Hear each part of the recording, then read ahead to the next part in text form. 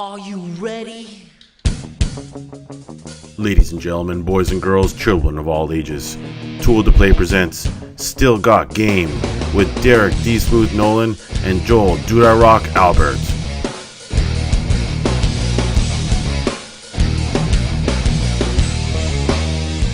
This episode of Still Got Game is brought to you by GoDaddy. Hey now, welcome back, ladies and gentlemen, to Still Got Game, episode 32. Still Got Game is the official podcast of ToolToPlay.com.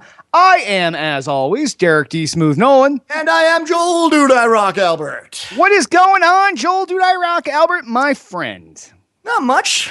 Getting ready to head on out west and at the same time get all this shit somehow packed up and then at the same time play some Titanfall. That's basically my...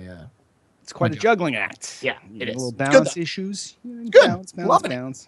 Yes. Yeah, but I'm excited to get out there and finally have a permanent place. And then maybe you guys won't see, or I don't know, maybe it will just be another white wall with a window. I don't really know how it's going to be when I get out there. But your layout's a little fancier. Like, it ended up being like this. I don't know. So you could have some cool shit behind you like this, but Worst case scenario, I'll do a green screen like hit. And what I'll do is have a green screen and it'll just be hit behind me in the green screen. doing this. Yeah, just look it up. Yeah. That's what people have become accustomed to with hit. Yeah, so. that's what they want to see. Give people what they want. All right. Well, why don't we jump into feedback from last week's show and we'll jump right in the show proper from there. Do it. Remember, if any of you want to leave us a voicemail, it will cut you off after a minute. Rutgers fan comments. On last week's episode, you dropped a bomb about D Smooth being the first to use ping for game servers. Can you follow up on the full story in a future episode? Now, I thought about following up on this tonight, but it's a really complex and convoluted story. So I will write this out. I'll take screenshots and all kinds of cool stuff, and we'll set this up in a future episode where we can really go through the history of how I revolutionized online dear gaming. God, can I not be on that episode? I'm actually going to be on vacation during this episode. Now, the irony is, if I was making it up, it would be absurd. But there is actual documented shit that shows that this is what happened over time. So fair enough. So we will do that in a future episode. Rutgers fan. I'm trying to figure out why he has that weird capitalization. Like only the T and the S in Rutgers fan are capitalized, which is pretty fucked up. But It's camel case, bro. He's going old school. no. He's a programmer. Or maybe his first name starts with T, last name starts with S, and he just kind of slid in there to be cool. I don't know. That would But we will cover that in a future episode, Rutgers fan, and I will have some attachments that Hitman will put up on the screen. You'll be like, oh, look, that's okay. There's a screenshot. Awesome. That's cool. Yeah. Holy shit. Yeah. Like that. You're like the Al Gore of video games. Yes, except mine's based in fact. Like I said again, once again. Just say it. I'm just saying. All right. Next. Tim Tom comments. Badass level extreme. I like that. Simple. It's, I think we commented last week how it was nice and simple and to the point, and now it's getting even shorter. It's not even full sentences anymore. It's just badass level extreme. Lay out what the level is. Let us know. And That's all we need to know. What level are we at? That's where we are. Good news. Yes. So we're glad that we've kicked it up to extreme now. I'm not sure where we can go from there, Tim Tom, but let us know, and we will try to aim to exceed your expectations. Oh, we will. We don't have to try. Yep. Oh, we'll see. That's confidence right there. Whip our dicks out. All right. And last but not least, Nikki comments. Just when I think you guys have done it all, you do something even crazier. Thank you, too, for my weekly dose of laughter. Now, I was trying to remember what the fuck we did last week. That is so absurd that we set some new groundbreaking level of either humor or absurdity or raunchity or I don't know, but we must have done something good. It was probably Crinkle Time with Hitman, I believe. Ah, yes. Everybody's a big fan of making sweet love to the box before you open. Maybe that was it, because we really did get dirty in there for a while. Crinkle Box. But yeah, so we're glad we could provide that, Nikki. That's what we do. That is what we do. As you know, we do crazier and crazier shit. Yeah, I do this whole show with no pants on. No one knows, but eventually I'm going to stand up one day. Yep. He's going to push the envelope, and then you're going to be like, holy shit, you went even crazier. That's why you got to watch the live show. Yes. That's the whole reason right there. That shit will be cut out later, but Yeah. live, there's nothing we can do. We're doing it live. Oh, fuck. So, all right. Well, if any of you have feedback, you can give us a call, 773-5217. 773-527-2961 or email us at podcast@tooltoplay.com. And in site-related news, there's nothing really Tool to Play related, but there was this little giant thing this past weekend called PAX East. And I was there, Tiff was there, and some of our writing staff was there. But instead of going through all of the games right here on tonight's show, what we're going to do is there's going to be a bonus episode sometime this week. Tiff and I are going to get on, and we are going to just wax poetic about everything we saw at the show, which is the better way to do it. You sometimes you write everything out, and for E3 we cover so much stuff that you have to, but for something like this, it's the conversational approach I think is better for providing you the true insight into what we saw over the week. So I'm just going to keep it real short, and I'm going to talk about the fun stuff. So the parties that we went to, and I will give you my game of show right here. So like I said, keep your eyes tuned and ears open, and we will tell you when that follow-up episode's coming, and Tiff and I will lay that out for you. But the parties this year were as in the past, awesome. Started off Thursday night, which is usually a slow night, nothing's going on.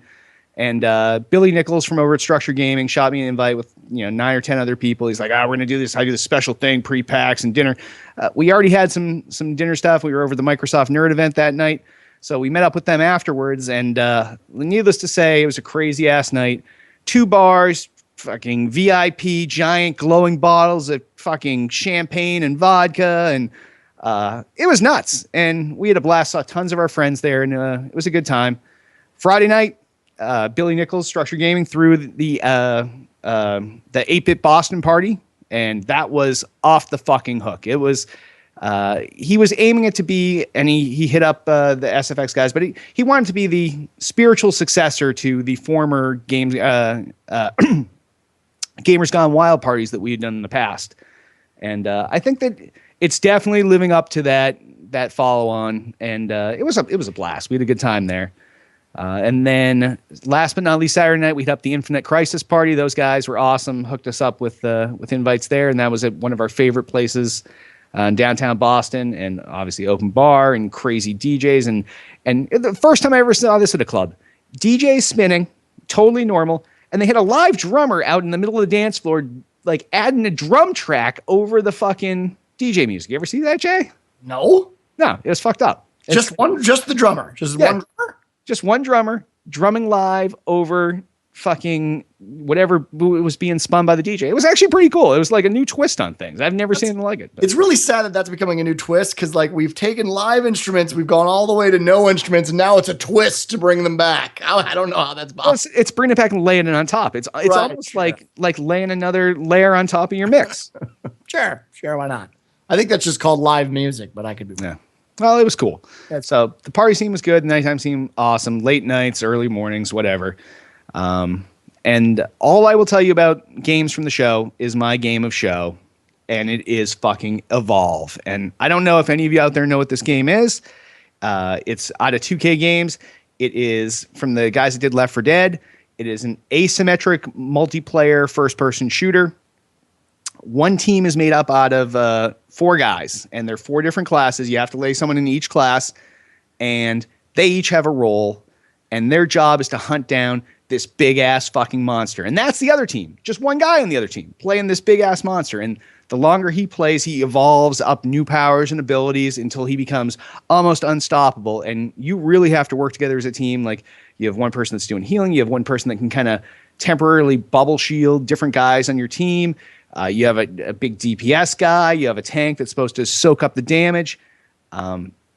It was awesome. We had a blast playing it, and from just about everybody I talked to, this was one of their favorite games of the show. It was amazing. So there's going to be so much more coming out about this game soon, but I can't say enough good stuff about it. I cannot wait for this game.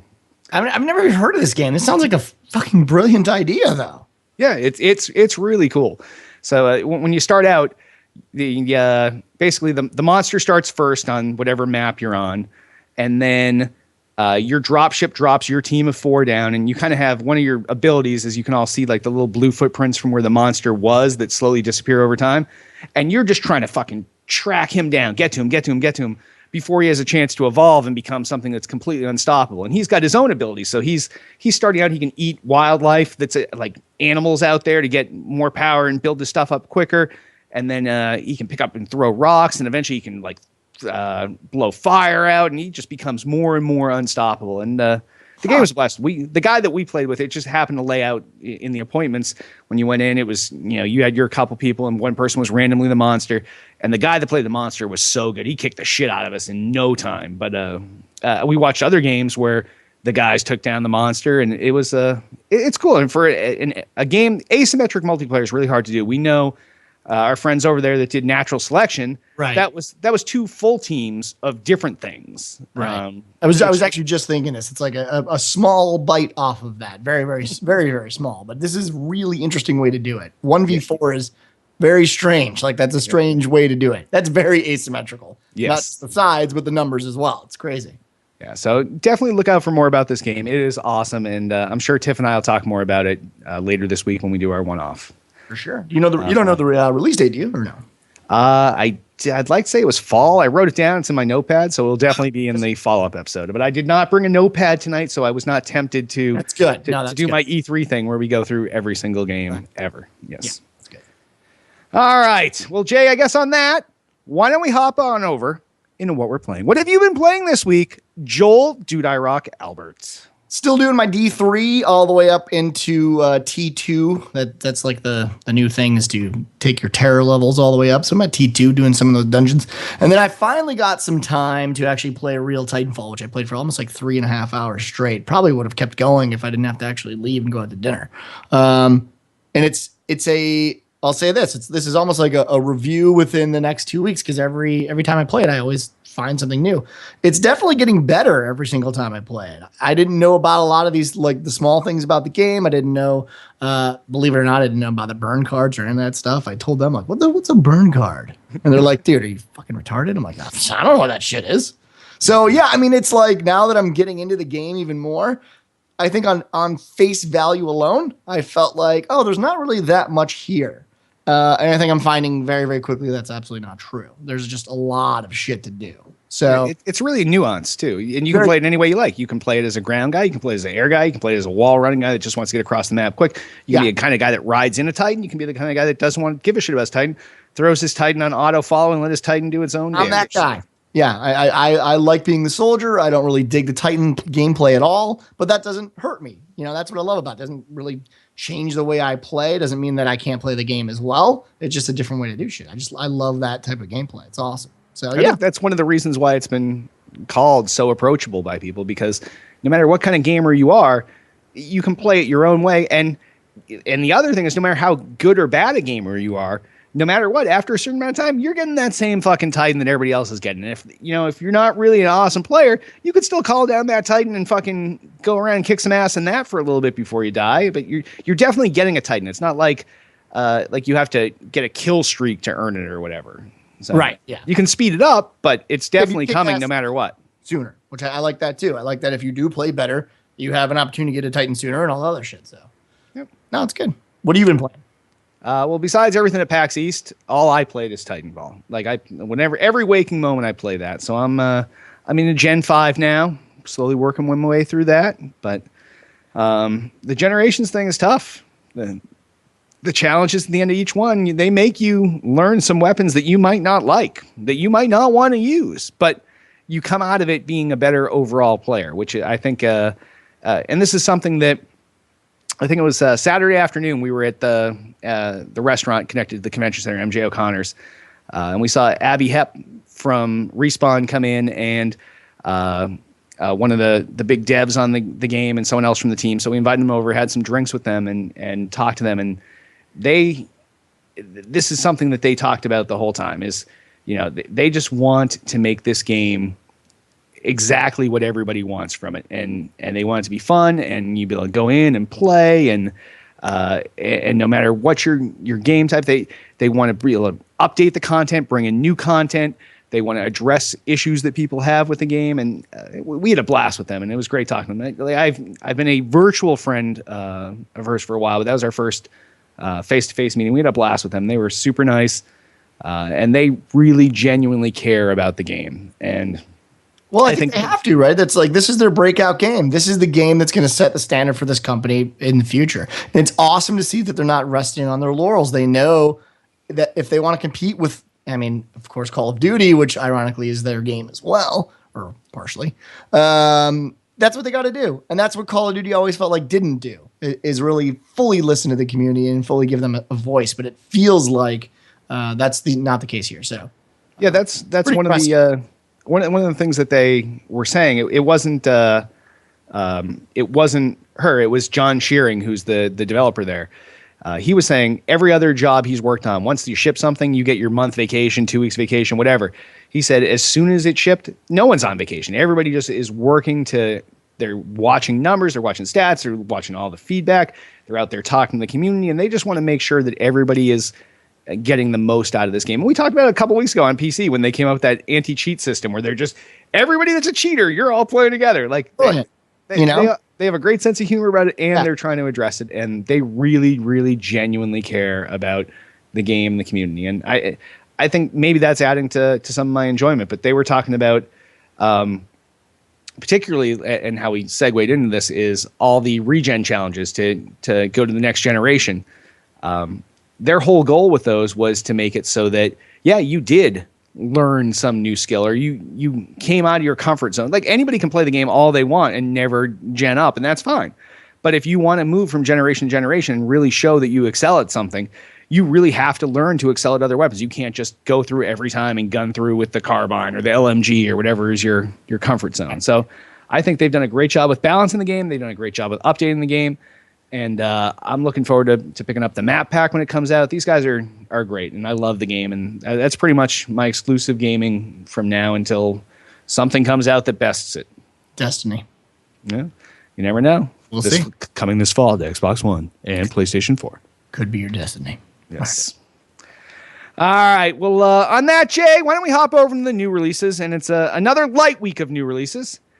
First new release out this week is a multi-platform release, and that's Trials Fusion. And this is out for the Xbox One, the PS4, the PC, and the Xbox 3 Shitty. This is the latest incarnation of Red Lynx's Trials series of finesse, trick jumping / racing games. These are it's not quite a side view. It's like a diagonal side view where the triggers in the game, you go off a jump and you tilt your motorcycle either forward or back. You can make it do flips or one way or the other, but you basically have to land perfectly on the slope that you're coming down on in order to maintain your speed and progress through the track. The graphics look amazing this time around, but it still revolves on this precision landing of jumps and maintaining speed and knowing how much speed to go into a jump with and how to land it and pull off tricks during it. This time around, it features even more social interaction than the past ones to taunt your friends. So in the past, even though it's a single player game, you're racing and you see the ghosts of, your top 3 buddies in there. And you're like, oh my God, he's ahead of me at this point. Oh, I started out ahead of him. And then you take a jump and all of a sudden he's ahead of you. And you're like, oh, what did I fuck up? And you go back and you try it again and again and again and again. It's one of those where you really, for each level, there's a perfect line or a semi-perfect line that you want to follow and go through with. The game is only $20 digitally. It's $40 if you're old school and you want it on a disc. Like, who the fuck wants that? So you really can't go wrong with this. It's for $20, you will get more than $20 of enjoyment. I played the shit out of the Trials HD, whatever it was on the 360, and I can't recommend these games enough. They're good. You don't have time for a game of Titanfall. You have time to play a couple tracks of this. This is definitely the quickie game to get out the door with.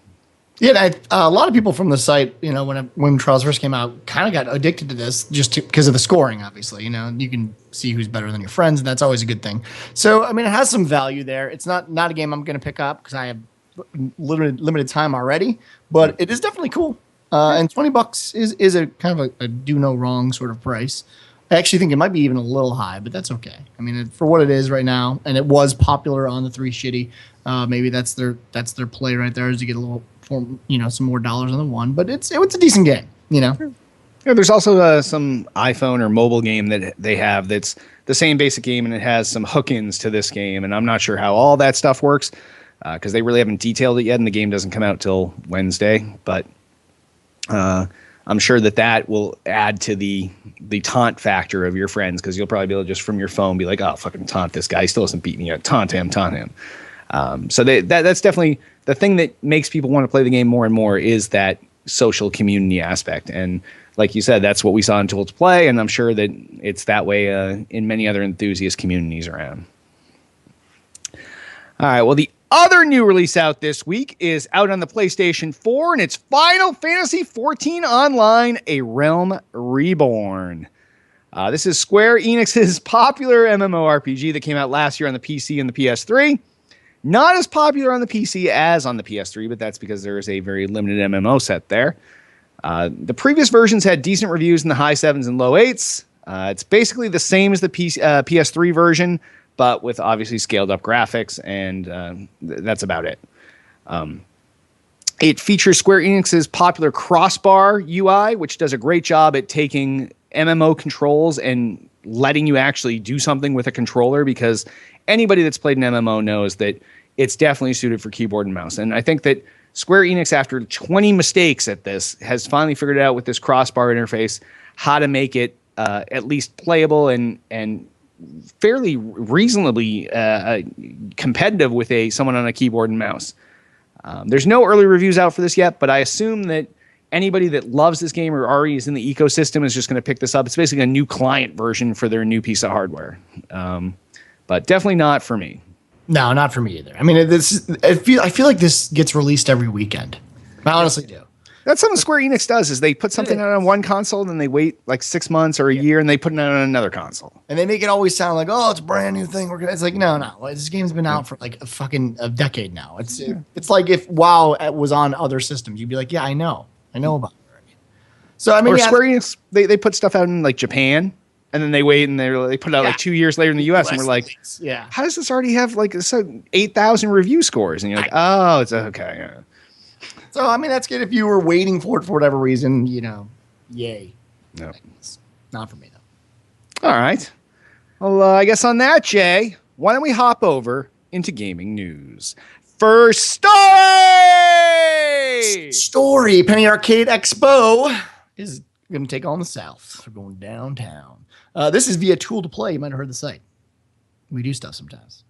Barely. We actually wrote this pretty quick. We wrote some shit. We had an inside scoop on this. Inside scoop. Announced at PAX East this weekend, the Penny Arcade, in cooperation with Reed Pop, is set to add a new stop on their tour of world domination. PAX South will debut this January, odd time, in San Antonio, Texas, with 2 shows already in the US and 1 more recent edition in Australia. This will be the 4th PAX show on the yearly conference schedule. According to the press release, the new show will build on the foundation of the PAX format, giving fans a healthy mix of the latest and greatest in video games, tabletop games, game-inspired music, competitive gameplay, and insight from leaders around the world of gaming. The annual events give gamers of PAX a show for every season throughout the year, which is just insane at this point. In this news story, Tiffany Nolan, you might have heard of her, commented, personally, I have mixed feelings about the addition of this new event. I think it's great that they are expanding into another area of the country, and I hear that San Antonio is a great place to visit, but this could really put strain on an already maxed out conference schedules for many devs and gaming companies. January seems like a slow time of year for gaming news, so maybe this will help spice things up, end quote. PAX South will take place in San Antonio, Texas, January 23rd to the 25th, 2015. The venue will be announced at a later date. So just more fucking, more PAX, more E3. If they did another E3, I would fucking just jump off the roof. I don't even, what is the point? Well, Tiff broke this story fairly early. So we had a chance during the rest of the weekend to talk to actual developers and publishers and our friends in these things about what they thought about this. Now, I understand the concept. You're providing a show in the South where traditionally, now granted, people do travel to go to PAX or PAX East, but you're giving something centrally located there where there was nothing. Like you had, in the West Coast, you have PAX, East Coast, you have PAX East. Here's your something for mid-America. But Texas is huge. Like to get from San Antonio from like Dallas, it's like a 4-hour, 5-hour ride. It's not really the smallest of states. But The bigger thing is now the convention schedule has really no breaks. So your smaller developers and publishers, can you really afford to get yourself onto the West Coast for PAX and then into the South for PAX South, and then 2 months later, 3 months later into Boston for PAX East? And just the schedule for the year round you have. So let's say we start in January now with this. So you have PAX South, then you have GDC, then you have PAX East, then you go into the GameStop Managers Convention, then you have E3, then you have PAX Australia, then you have Rooster Teeth Expo down in once again down in Texas. Yep. Then you have PAX Prime. Then, not to mention, mixed in here, you have San Diego Comic-Con and New York Comic-Con in the fall, and you have jammed out the year with convention, and that's only the U.S. one. So forget when they go over to Gamescom and Tokyo Game Show. This is insane. So developers and publishers they're going to start picking and choosing which shows they go to instead of bringing their full arsenal to everything. And I as cool as it is for people in the South, I don't think it's as good for the industry, because you can't just keep throwing more and more events in. Sure, you can be Penny Arcade and say, hey, we got a new thing, but can you really convince everybody to trek down there in the one time a year where they actually have a little bit of break? Like, they have their holidays around Christmas, and there's nothing in January. Like January CES. Like, if you're a hardware company and you're making TVs or some consumer electronics, you're in Vegas for CES. But for the gaming industry, that is your lull. You're like, oh my God, whew, we fucking made it through another year. But now it's like Christmas, you got New Year's, and then 3 weeks after New Year's, you're fucking down in San Antonio doing another PAX. Like, it's just, I don't get it. I think that's also why you're seeing this dilution already. Things are already diluted right now. The reason you're seeing less stuff in PAX, even in Boston, is because I think companies are just saying to themselves, even right now, let's wait until E3. And I think this is only going to force them to do it even more. They're going to just be like, well, now we have 7 different things to choose from. Let's just wait. I think it'll always go back to let's just wait for E3, because that, no matter what, will always be the industry standard of news releasing. That is when you say, hey guys, here's everything we're doing for this entire year. And so this is just going to dilute it more. And they're going to say, well, I don't want to choose any of these.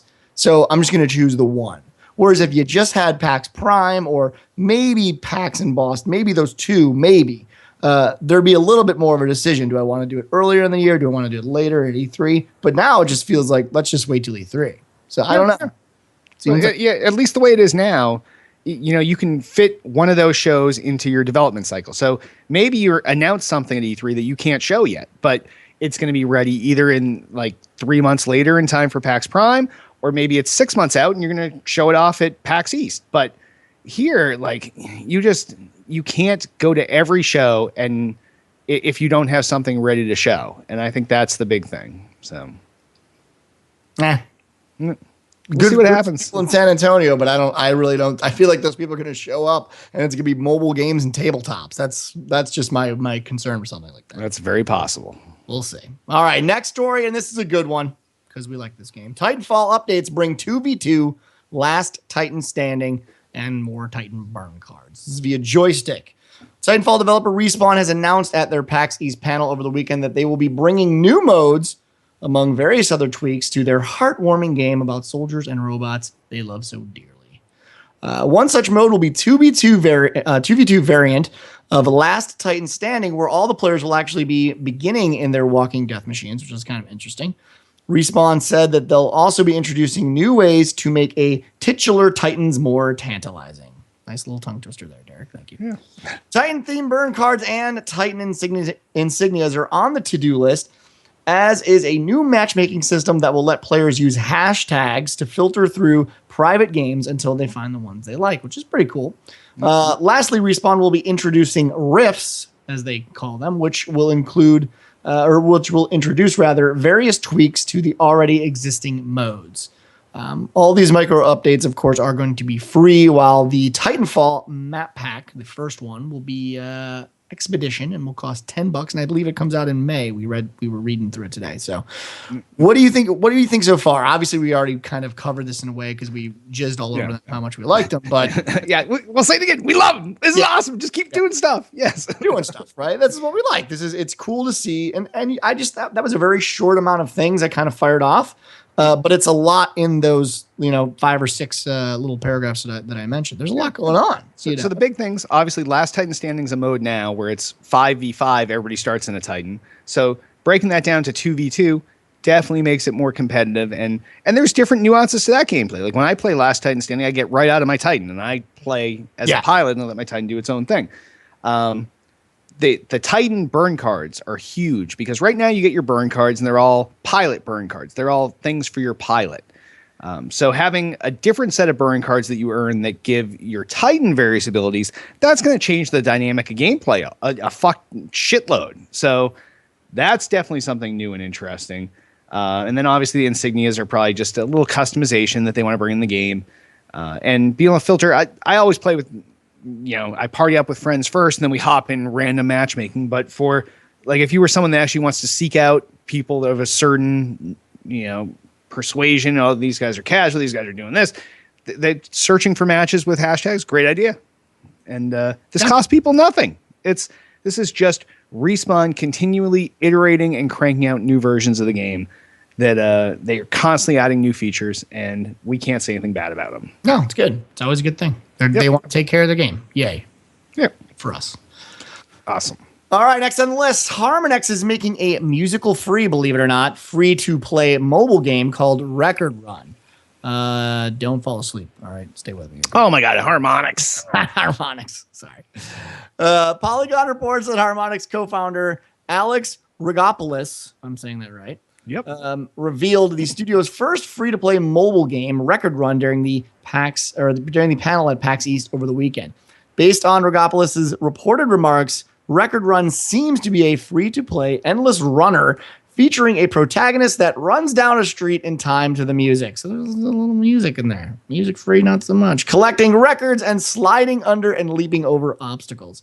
The game will be capable of using music from the player's personal library to both score a level and influence the gameplay in some manner. Perhaps by setting the pace of the protagonist or generating some sort of in-game obstacles, which is kind of a cool way to mix your music with your gaming if you're into it. Of course, this isn't the first time Harmonix has dipped into the iOS market. The studio released the mobile video remix app VidRhythm back in 2011, and before it contributed to the development of mobile games like Phase and Rock Band, obviously, for the iOS. So what do you think? I mean, obviously, I'm not a mobile guy. I like them. I like the company. Sales and spirits. What do you think? It's a lot of I don't like playing a lot of cell phone games. Like I don't consider mobile a real gaming space. I know that it's controversial. Everybody says that's where everybody's going. No, that's where everybody goes to play a game on the shitter. That's where everybody goes to. You got 5 minutes in the car. But if I'm going to sit down in my house and play a game, I'm not going to play a game on the iPad. I'm not going to play a game on the iPhone. I want that true gaming experience. It's PC or it's console. But that said, now here's an interesting thing. So for that shitter game or for that, I'm on the train game or whatever, this is an interesting concept. It reminds me where they're saying lanes. That's what Harmonix has always called the different tracks in, like you're playing Rock Band and which track you hit the notes on are the different lanes. So it seems to have a little bit of homage back to their past shit. Uses your own music, not their music. So you can have, whether you're fucking Rage Against the Machine or you're Kelly Clarkson or anywhere in between or outside, it doesn't matter. It's, you can play this game with all your own music. So it's interesting. And since it's free and they're not going to be selling you songs because it's your own songs, why complain? No, definitely. Right. I mean, it's cool. I mean, it's definitely cool. And just the weird thing, too, is now Harmonix has gone from being a one-trick pony to a two-trick pony with Rock Band and Dance Central to now they have this epic thing coming out with Fantasia, Music Evolved, that's coming at some point, and they keep showing that off. Everybody loves that. And now they have what the fuck's the PC music shooter game that I'm in the beta for. They have that. Now they have this. Like, they're just all over the map. This is 3 games that coming out at the same time, and we know they have more in the hopper. So yeah, no, it's good. I'm glad they're making games. Obviously, I like the company a lot, but it's one of those things. Am I gonna do it? Probably not. I'm just not a mobile guy. I'm not playing Candy Crush. Sorry. All right. All right. Next story. This one's for Dane. Just gonna put that out there. A single quarter lasts a record-breaking 85 hours on Armor Attack. This is via joystick. Armor Attack, an arcade game from 1980, was part of 2 record-breaking achievements this week when John Salter of Oakland, Ohio, shattered not only the previous high score, but also the previous record for the longest time played on a single credit. Now, this is a fucking absurd amount of time, by the way. As reported by Patrick Scott Patterson, Salter managed to hold out for 85 hours, 16 minutes before he finished his run of 2,211,990 points. Dear God. Although the game itself ran without pause, Salter himself took power naps. What? Throughout his marathon, using extra lives that he had built up as a buffer so that he wouldn't lose. Holy shit, that's some preparing. The previous record for the longest gaming session on a single credit, believe it or not, was 84 hours and 48 minutes, set by George Lutz on a game of Q*bert, which I love, by the way. Good for him. The previous high score in Armor Attack was 2,900,000, I believe. No, 2,009,000. Set by Tom Larkin in 1982. So this is we're going old school with this story, but this is a fucking long period of time to play one game. Like people right now, they do these I'm gonna game for 24 hours for charity or whatever. Yeah, right. This guy went to a stand-up arcade cab and put in a quarter and made it last almost 4 days. And he because he was there at an arcade cab, he had to play well, build up a shitload of lives. So let's say he's got like 90 lives now. So now he power naps and his guy's spawning and then getting killed. Spawning, getting, like, how much can you possibly nap during that? And piss away all those guys, and then someone's gonna be like, "Yo, fuckface, you're down to 3 lives," and then he gets up. Wake up! Like, that's insane, dude. That is actually insane. That's days, people, days, full days going by. This is 3.5 days, a little more than 3.5 days, at a stand-up arcade cab, playing some old shitty game, some shitty game that no one wants to play. Look, I knew Q*bert, but I honestly can tell you I don't know Armor Attack. No.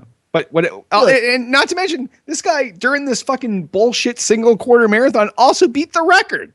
Yeah. He's like, by the way, I'm going to also shatter this record. Yeah. Actually, I don't know, man. Shatter the record. He's probably like, fuck it. I beat the time. I beat the record. I'm not going to play anymore. Like, he probably didn't die legitimately because he should have had a big stockpile of lives for his next nap. I'm just worried that, like, I feel like this is not healthy. I mean, we've heard the stories, obviously, and we had, stories that we've commented on millions of times on the show about a dude that went 24 hours and he had a heart attack and he died. This guy's going 3.5 days. Mm-hmm. I mean, does he have an IV on the ready? Is he in a fucking treadmill? Like, what's going on? I don't know. It's just nuts. Wow. I don't know. So, Derek, what do you think about the story? Jay, this story has me saying, what the fuck? And on that, why don't we move over into the mailbag and voicemails? Altius asks, now that PAX East is over, what new things did you see that you're looking forward to seeing again at E3? Anything that wasn't on the radar to begin with? Well, you see that new game that you saw, right? Yeah, Evolve. I'd heard of it. I didn't know anything about it. And now that I've seen it and played it, oh my fucking God. And I don't want to dip too much in this, Altius, I'm going to make you listen to the off episode with Tiff and I, where we go through everything. But I will throw you one more out there. It's something called Lichdom Battle Mage, which is a Steam early access right now. It's out on the PC, and it is a Skyrim-esque first-person caster thing. And you have you can frost or fire or whatever.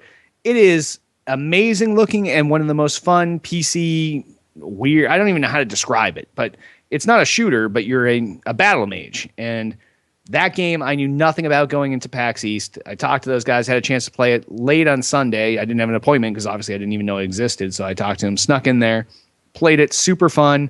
And I'm sure that'll show up at E3, and I can't wait to learn more about that. But anything else you want to know, Altius, you're going to have to tune in to the middle episode here with Tiff and I, where we tell you everything. And obviously, I didn't go, so I got nothing. I'd feel like a liar if I was to comment on PAX. Although, I mean, I did follow it, and again, I didn't see much that I was like, oh yeah. But I think again, that's probably coming towards June. Yeah, that's it. Like I said, it's all these little one-offs, the things you didn't expect. There was huge crowds in the Indie Mega booth this year, which is because booths are so expensive. So there was a point where they were like, okay, we're gonna have this Indie Mega booth, and we're gonna split, 2 booth spots by 8 indie developers. Well, this year the Indie Mega booth was 96 developers spread across a huge amount of booths, and these are not your grandparents' indie games. These things look as AAA as some AAA. Now, some look. Some people fall too much on like let's go retro 8-bit side, and they look like shitty old Atari games. But most of these look like AAA titles from little indie dev studios. And actually, it's not one of the indie games. So one of the other favorites that I will touch on next week is the latest Orcs Must Die game, which is fucking amazing. It's Orcs Must Die meets MOBA. So, ooh, yes. Because it was already really going down that. I mean, it's funny because that's really, if you think about Orcs Must Die, you could see that kind of be a thing. Yeah, the first one was single player. The second one was co-op. Yeah. Now you have 5v5. Sure. Right, with different champions, if you will. But the same Orcs Must Die, same tower defense stuff. So I'll talk about that more, and I'll be actually putting up a news story on the Tool to Play homepage in the next couple of days on that too, because I had a good sit down with them and with Justin Kordoff, a good friend of ours, and the lead developer on the game. So I'll talk all about that there, but definitely that's another one to watch. So that's a little bonus, Altius. I said I was not going to give you anything else, and I threw you one last crumb. All right. Well, if any of your feedback, give us a call, 773-527-2961. Email us at podcast@tooltoplay.com. You can also comment in this episode's thread on the Tool to Play homepage. Sponsors! Remember, by supporting our sponsors, you help to support Still Got Game. GoDaddy, starting at less than $5 a month with web hosting from GoDaddy.com, includes 99% uptime, 24/7 support, and free access to the GoDaddy hosting connection. That's the place to quickly install over 50 applications like WordPress, Joomla, Drupal, Ear, OS Commerce, and more. Go to tooltoplay.com/GoDaddy for great deals on new.com registrations and renewals starting at just $1.99. Some restrictions apply. See site for details. Get your piece of the internet at GoDaddy.com. And if you'd like to sponsor us, shoot us off, podcast@tooltoplay.com, 773-527-2961. Let us know what you want to sell. We'll tell you what you're going to pay us. We'll sell it. You pay us. Boom, done. Twitter us up. You can find everything Tool to Play related at twitter.com/Tool to Play. Everything podcast related at twitter.com/still_got_game. I, king of the fucking internet, god of everything that's fucking holy, at twitter.com/Derek Nolan. And you can find me over at twitter.com/DudeIRock.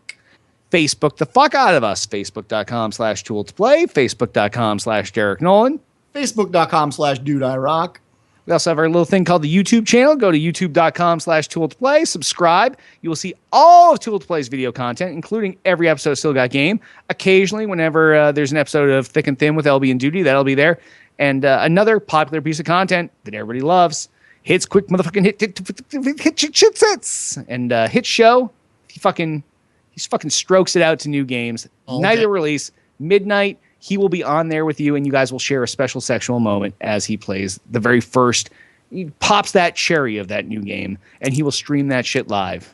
Oh, yeah. Nice. But before you ever get to it, he's gonna work that shrink wrap for at least a half hour. You hear that sound? That's the sound of love. That's the sound of hits, motherfucking quick hits. Goddamn right. So, yes, definitely check us out there. Also, we have an app on the iTunes store, Tool to Play app. Search up Tool to Play. It will provide you a direct link to all of the news content on the Tool to Play homepage, as well as all of our video content. So maybe you're a YouTube subscriber, maybe you're not. You should be, fuckface. But if you're not, the app's going to be like, oh, look, Tool to Play's got some new video content. Oh, look, they got some new, look at all these stories coming out of PAX with all these games. Holy shit, this game's awesome. Now, the app still looks a little blowish, looks amateurish at best. But we will be working on that. Whoever's in charge of fixing it so it doesn't look amateurish or using the wrong old Tool to Play logo. It's almost like they just went into the first folder they found on their computer and uploaded that one. But then this will all be fixed very shortly at some point. So definitely download the app and provide your feedback. And, give as many stars as you want. That one, if you really don't like it, we need to see that you don't like it with the number of stars so we know to update it. Please rate and review this podcast in iTunes. Now, this is not optional. This one's always 5 stars because it's our voices. It's not like we uploaded the wrong voice. It's us. So 5 stars is the correct review. You can write whatever you want. It can be good, it can be bad, but give us 5 stars. Now, I'm sure most of the reviews we read on there are like, these guys are gods, they saved my life. Oh my God, I was thinking of destroying my marriage, but then I listened to Still Got Game and we decided to rekindle our romance. And now we do anal 5 nights a week or something to that effect. But we definitely have that sort of effect on our listeners. So give us 5 stars and write up a nice review for us, please. We definitely need it. Also, subscribe to us, twitch.tv/tool2play, our Twitch channel. We need subscribers there. And if you do subscribe there, you will get a notification both via email and via the Twitch app. If you have that on your iOS device or whatever other devices they put that shit on, they'll say Tool to Play just went live. And you'll know that we are up and broadcasting the show. And you will never miss an episode.